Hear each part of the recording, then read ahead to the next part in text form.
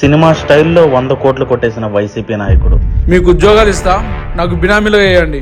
ఏం చేయాలన్నా? మెరుగ పనులు చేస్తా అని గవర్నమెంట్ నుంచి కాంట్రాక్టులు తీసుకొని వస్తా. మీ అందరి అకౌంట్లలో కోట్ల డబ్బులు పడతాయి. పడ్డ తర్వాత డబ్బులు విత్డ్రా చేసుకొని వచ్చి నాకు ఇచ్చేసేయండి. అలా కొంతమంది పేద యువకులను బినామీలుగా పెట్టుకుని కాంట్రాక్ట్ తీసుకున్నాడు. రేయ్, నా అకౌంట్ లో 2 కోట్లు పడ్డాయిరా. అవునా?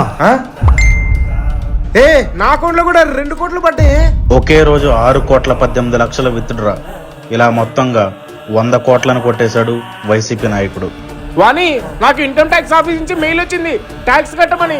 ఐటీ నోటీసులు రావడంతో నిరుపేదలు కంగారు పడ్డారు. ఏరా, అందరు ఒక్కసారి ఇలా వచ్చారు? మా అందరికి ఇన్కమ్ ట్యాక్స్ ఫైల్ చేయాలని మెసేజెస్ వచ్చాయన్నా. ఇప్పుడు ఏం చేయమంటారన్నా మమ్మల్ని? ఓ పని చేయండి, మీ అందరు చచ్చిపోయినట్టు సర్టిఫికెట్ క్రియేట్ చేసి మీ బ్యాంక్ అకౌంట్స్ అన్ని క్లోజ్ అయిపోతాయి. కొన్ని రోజుల తర్వాత మీకు ఏ ప్రాబ్లం ఉండదు. అన్నా అదేంటన్నా? 100 కోట్ల స్కామ్ ఇది. జైలుకి వెళ్ళి చిప్పకూడ తింటారా? అలా వేసిన స్కెచ్ బోల్తా పడి మళ్ళీ ఐటీ నోటీసులు రావడంతో ఈ నాయకుడు చేసిన స్కెచ్ మొత్తం బయటపడింది.